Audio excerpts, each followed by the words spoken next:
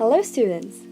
In this video, we will be covering the question and answer part of class 10th, English book, First Flight, chapter number 1, A Letter to God by G.L. Fuentes. Now we will start with answering the questions at the end of the story. The question number 1 is, who does Lencho have complete faith in? Which sentences in the story tell you this? The answer is, Lencho has complete faith in God, as he believes that God listens to problems and solves them. The sentences which are evident for the same are as follows. First, but in the hearts of all who lived in that solitary house in the middle of the valley, there was a single hope, help from God.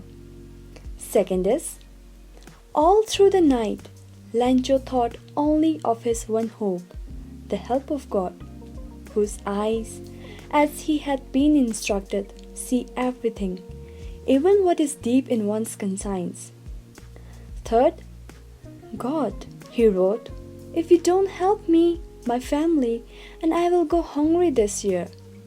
Fourth is, he wrote to God on the envelope, put the letter inside, and still troubled, went to town. The fifth is, God could not have made a mistake, nor could he have denied Lencho what he had requested.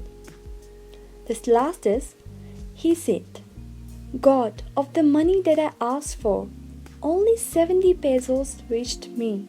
Send me the rest, since I need it very much. The second question is, why does the postmaster send money to Lencho? Why does he sign the letter God? Answer is, the postmaster was touched by the faith that Lencho kept in God, and he wanted to keep that faith alive in him. That's why the postmaster sent money to Lencho. He signed the letter God, as he didn't want it to shake his faith in God, and contributed money from the employees and himself for Lencho. The third question is, did Lencho try to find out who had sent the money to him? Why? Why not? Answer is, Lencho didn't try to find out as who have sent him the money because he had a strong belief in God and was in full confidence that God will help him. Now the fourth question is, who does Lencho think has taken the rest of the money? What is the irony in the situation? Remember that the irony of a situation is an unexpected aspect of it. An ironic situation is strange or amusing because it is the opposite of what is expected. So now the answer is, Lencho thinks that the employees at the post office has taken out the money as he asked for 100 pesos and he received only 70 pesos. The irony in the situation is that Lencho suspects the people who have tried to lend him a helping hand and kept his faith in God. Now the fifth question is, are there people like Lencho in the real world? What kind of a person would you say he is? You may select appropriate words from the box to answer the questions. The words are greedy, naive, stupid, ungrateful, selfish, comical, unquestioning. The answer is, it would be hard to find people like Lencho in the real world who is so innocent and a firm believer of the miracles of God. Even though Lencho is literate, he didn't have any idea how his letter will reach God without any address.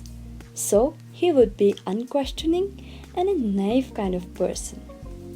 Now the last question is, there are two kinds of conflict in the story between humans and nature and between humans themselves.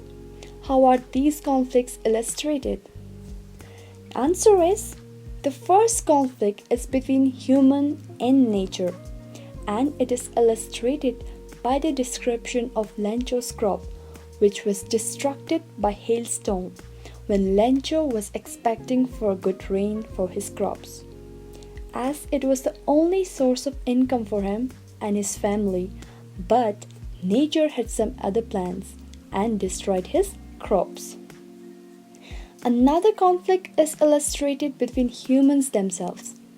When the postmaster, along with other employees, decides to help Lencho by contributing money despite the fact that they didn't know him.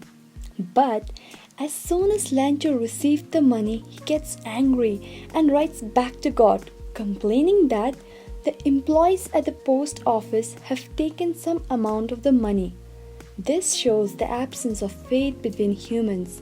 Therefore, there is a rise of conflict. Okay, now we are done with the question answer. Now we'll do some exercise. Okay, that is thinking about language. In that we have an exercise. Now shall I read the question? Okay. There are different names in different parts of the world for storms, depending on their nature. Can you match the names in the box with the descriptions below and fill in the blanks? Now, students, as you can see that you have already given single letter in each sentence as a hint, so it will be easy for us to find the correct answer, right? So the first sentence is a violent tropical storm in which strong winds move in a circle. So here you have given the letter C, so that is cyclone. Okay, it's easy, right? Now we shall quickly cover the remaining ones. The second is an extremely strong wind, that is gale. The third is a violent tropical storm with very strong winds, that is typhoon. Now for this, a violent storm whose center is a cloud in the shape of a funnel, that is tornado. And the next is a violent storm with very strong winds, especially in the western Atlantic Ocean, and that is hurricane. The last one is a very strong wind that moves very fast in a spinning movement and causes a lot of damage, that is whirlwind. Okay, so in the next exercise you have given up box. So what's your task is you have to match the sentences on column A with the meanings of hope in column B. So in simple words, what are you given is like in the A column you have given different sentences using the word hope. So you have to find the correct meaning from the column B. So the first sentence is, will you get the subjects you want to study in college? I hope so. So the meaning for that is wanting something to happen and thinking it quite possible. Okay, it's easy, right? So the second is, I hope you don't mind my saying this, but I don't like the way you're arguing. The second is showing concern that what you say should not offend or disturb the other person, a way of being polite. The third sentence is, this discovery will give new hope to HIV/AIDS sufferers. So the third meaning could be a feeling that something good will probably happen. Fourth is, we were hoping against hope that the judges would not notice our mistakes. So the fourth is, wishing for something to happen, although this is very unlikely. So the fifth one is, I called early in the hope of speaking to her before she went to school. So the fifth one, the meaning for the fifth one is, thinking that this would happen. It may or may not have happened. So now the last one is, just when everybody had given up hope, the fishermen came back, and 7 days after the cyclone. So here it is, the meaning is, stop believing that this good thing would happen. Okay, so now we have another exercise for us, that is, we have to find the metaphors. Okay, so you already knowing what is metaphors, I'll just read the definition that is given in your book. The word metaphor comes from a Greek word meaning transfer. Metaphors compare two things or ideas. A quality or feature of one thing is transferred to another thing. Okay, you got it right. So what our task is it? In pairs, find metaphors from the story to complete the table below. Try to say what qualities are being compared. One has been done for you. So we can see that one has already been done for you. The object is, we have cloud. So the metaphor is huge mountains of cloud. Okay, so what is the quality of the feature in this? There is the mass or the hugeness of mountains. Okay, so this way we'll do the rest ones.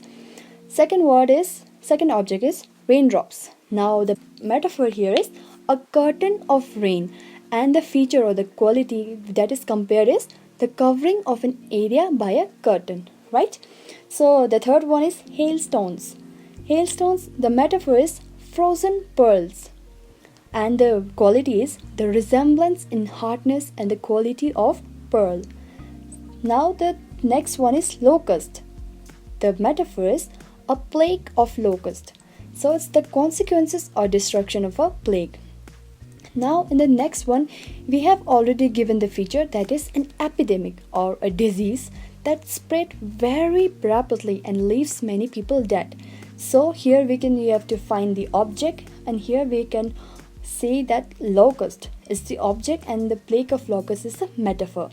And in the last part, we have already given the metaphor that is an ox of a man. So what we have to do is we have to find the object and the feature of the quality or the feature. Okay, right? So the object is man, an ox of a man. So here is the man is the object, and what is the feature is the hard work of an ox in the field. Okay, so we are done with the exercise of the first chapter. Now the second is Dust of Snow by Robert Frost, the poem. Okay. So the first question is, what is a dust of snow? What does the poet say has changed his mood? How has the poet's mood changed? The answer is, the dust of snow means the fine particles of the snow. When the crow shook the dust of snow, it changed poet's mood. The dust of snow made him realize what was happening in the surrounding and changed his mood from sad to happy, and he'll look forward to a positive day. The second question is, how does Frost present nature in this poem? The following questions may help you to think of an answer. First answer is, Frost presents nature with a deeper significance. Now we'll answer the remaining part of the question. First question is, what are the birds that are usually named in poems? Do you think a crow is often mentioned in poems? What images comes to your mind when you think of a crow? Answer is, other poets uses birds which are symbolic of beauty and good qualities like nightingale, cuckoo, peacock, etc. The way Frost has used crow in this poem is different, as we don't see poets using crows in the poems much. Crow is generally associated with bringing bad omen owing to its harsh voice. So, such an image of crow comes up to our mind. The second part of the question is, again, what is a hemlock tree? Why doesn't the poet write about a more beautiful tree such as a maple or an oak or a pine tree? Answer is, a hemlock tree is a poisonous plant with small white flowers. There are more beautiful trees than hemlock, such as maple, an oak tree, or a pine, but Frost uses a hemlock tree instead to describe his mood and feeling at that point of time. The third question is, what do the crow and hemlock represent, joy or sorrow? What does the dust of snow that the crow shakes off a hemlock tree stands for? The crow and hemlock in the poem represent sadness and gloom. The dust of snow comes as a welcome change for the poet, as he instantly stops thinking about his sadness and looks towards a fruitful and a positive day. The third question is, have there been times when you felt depressed or hopeless? Have you ever experienced a similar moment that changed your mood that day? The answer is, there have been times when we feel depressed or hopeless, especially when we aren't able to complete a task on time. At such times, taking a break and enjoying the nature or by listening to a calm music sets everything right. So the next poem is Fire and Ice by Robert Frost. So the first question is, there are many ideas about the world will end. Do you think the world will end someday? Have you ever thought what would happen if the sun got so hot that it burst or grew colder and colder? Answer is, there are many ideas, both scientific and philosophical, related to the end of the world.